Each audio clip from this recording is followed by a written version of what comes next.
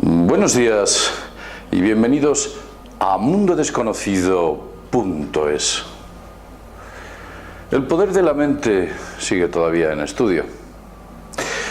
Pero si bien es cierto que la medicina convencional ha descubierto importantes aspectos de cómo funciona nuestra mente, realmente el potencial al que somos capaces de llegar es todavía un enigma. Debajo de nuestra piel hay 50 millones de células, aproximadamente.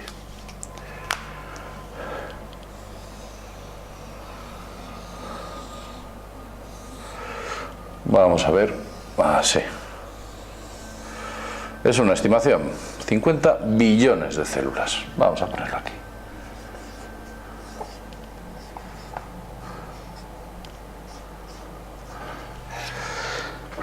Esas 50 billones de células, en realidad, si las analizásemos como estructura unitaria, nos daríamos cuenta que funcionan como humanos en miniatura, como pequeñas réplicas de nosotros, evidentemente con otra forma totalmente distinta.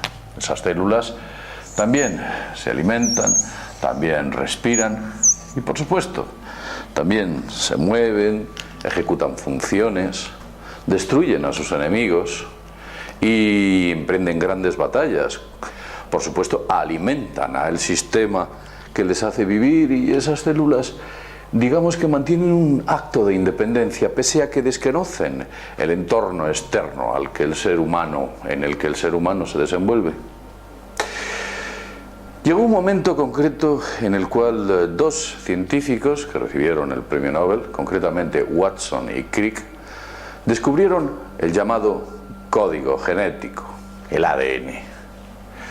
Estos dos científicos descubrieron la doble hélice, de la que seguramente muchos de vosotros habréis oído hablar. Esa doble hélice, bueno, pues digamos que forma parte de un programa que existe dentro de todas estas células que las incoa o las obliga a trabajar de una u otra manera, dependiendo de las necesidades de la célula, que a su vez dependen de las necesidades del organismo. Watson y Crick realmente consiguieron un hito. El público ha sido programado con la percepción de que este ADN era adquirido de nuestros padres y determinaba nuestros rasgos y características. Si nosotros teníamos un padre con unas características A,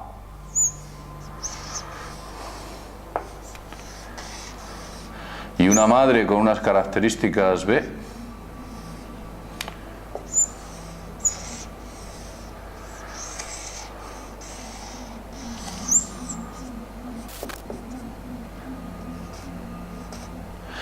el resultante de nosotros éramos única y exclusivamente la ecuación de la suma del ADN de nuestro padre y de nuestra madre.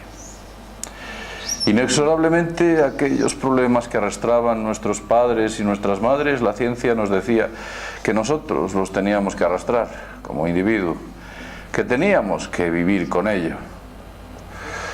Lo cierto es que quizás esta ecuación, esta idea que nos propone la ciencia del llamado determinismo genético, lo podéis ver aquí, vamos a verlo.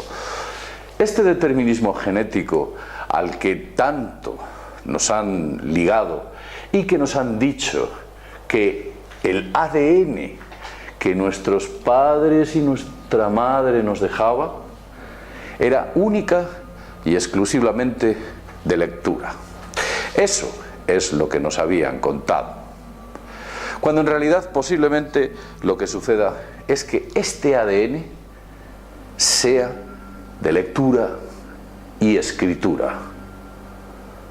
Somos capaces de modificar la información que dentro de esta secuencia genética existe. Podemos modificar el programa. La ecuación no tiene por qué ser esta. Nosotros no somos víctimas de ese determinismo genético.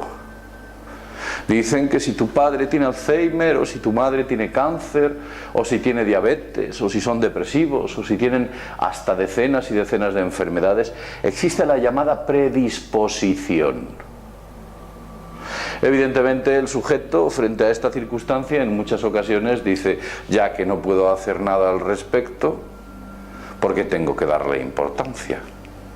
El sujeto es el que se vuelve víctima de esta circunstancia. Y creedme, nosotros no somos víctimas de nuestros genes, somos dueños de nuestro material genético. Y si algo determina esta genética, por supuesto, es la vida, historia y el ambiente en el que nos encontramos. Es nuestra mente la que es capaz de modificar ese determinismo genético. Pero vamos a ir más lejos. Vamos a hablar del ADN desde un punto de vista mucho más profundo, más claro en el concepto que podemos entender sobre la idea de la llamada autoconciencia que se alberga dentro de una zona cerebral. Existen dos partes, nuestro cerebro, vamos a dibujarlas aquí, vamos a dibujarlo para que entendáis de qué estamos hablando en concreto. Si este es nuestro cerebro aproximadamente, vamos a suponer que esta es una persona. Si este es nuestro cerebro, dentro de nuestro cerebro existe una parte denominada corteza prefrontal. La corteza prefrontal está llamada a lo que se denomina la conciencia. Para que intentéis ubicarla, diríamos que está situada aproximadamente en esta zona, más o menos. Esta sería la corteza prefrontal de nuestro cerebro, en este punto exactamente. La ubicación del subconsciente es muy complicado, pero algunas personas y algunos médicos y científicos en la especialidad de la neurología han llegado a hablar de que el subconsciente se encuentra en el hipotálamo, la pituitaria y el llamado hipocampo. El subconsciente estaría concretamente en el punto que os voy a marcar ahora, concretamente aquí. Podríamos determinar que esto, el subconsciente, se encuentra aquí, a diferencia, por supuesto, del consciente. Las diferencias son evidentes. Este, como hemos dicho, es el consciente y esta parte de aquí, como hemos dicho, es el subconsciente. Ciertos monos, cuando son expuestos a un espejo, los pones delante de un espejo, no son capaces de reconocerse a sí mismos, tienen grandes dificultades. Ellos piensan que están hablando con otro mono totalmente distinto u otro animal. Lo cierto es que los primates más evolucionados, por ejemplo los chimpancés, sí son capaces de entender que la imagen que tienen delante suya es la de sí mismo. Eso se denomina autoconciencia. La autoconciencia es un mecanismo que es capaz de evaluar las consecuencias de nuestras acciones en el futuro. Y habéis oído bien. Aquellos animales con autoconciencia tienen posibilidad de evaluar el futuro. Evidentemente, este desarrollo del consciente y del conocimiento de autoconciencia lo tienen o ha sido desarrollado en la última etapa del cerebro. No lo tienen todos los animales, son muy escasos. El poder del subconsciente, sin embargo, está ahí, reside, y es lo que hace que muchos animales reaccionen como reaccionan frente a situaciones similares. El inconsciente que está situado, como hemos dicho, el subconsciente, que está situado concretamente aquí, hemos dicho, o se sospecha que está ahí, dice que se asegura que es capaz de procesar enormes cantidades de datos. Es más, se hizo una medición aproximada de la cantidad de datos que puede evaluar el subconsciente por segundo, y esta cantidad es ni más ni menos de 40 millones de operaciones por segundo. El subconsciente. 40 millones de impulsos nerviosos por segundo llegó a marcar. La mente autoconsciente, lo que hemos dicho o hemos situado en esta parte más evolucionada, es única y exclusivamente capaz de procesar 40 impulsos por segundo. Como vemos, la potencia de proceso que existe entre la mente consciente y la mente subconsciente es ni más ni menos de 1.000.000 de veces. Es 1.000.000 de veces más potente la mente subconsciente, por supuesto, que la consciente. ¿Pero qué es lo que expresa la mente subconsciente? En realidad, y si lo analizásemos desde un concepto global, podríamos decir que la mente subconsciente única y exclusivamente expresa hábitos, patrones preestablecidos, programas, como por ejemplo vestir, comer, beber, conducir, caminar, todo aquello que parece que lo ejecutamos desde un acto reflejo, somos capaces de hacer de manera automática. Si os dais cuenta y vosotros cogéis un vehículo y estáis conduciendo, y ya sois avezados conductores, tenéis una experiencia y una veteranía de varios años, veréis que sois perfectamente capaces de hablar con el copiloto, de hablar incluso con la gente que hay detrás, de mantener una conversación. Y si vais por carretera, que la conducción requiere menos atención de la precisa, os daréis cuenta que si entabláis una conversación y después de esa conversación, que dura 10 minutos, intentáis recuperar toda la información del camino recorrido, veréis que no podéis. Se os ha olvidado literalmente cómo habéis llegado del punto A al punto B, porque habéis estado conscientemente hablando con esa persona, pero el subconsciente era el que conducía. A igual manera podéis andar y podéis hablar a la vez, y podéis pensar, podéis andar y tocar instrumentos musicales, podéis andar y hacer innumerables cosas. Podéis poneros unos zapatos y estar pensando en el futuro. El 5% de toda nuestra actividad diaria, única y exclusivamente, aunque nos parezca mentira, está controlada por la mente consciente. El 95% restante está controlada, por supuesto, por la mente subconsciente.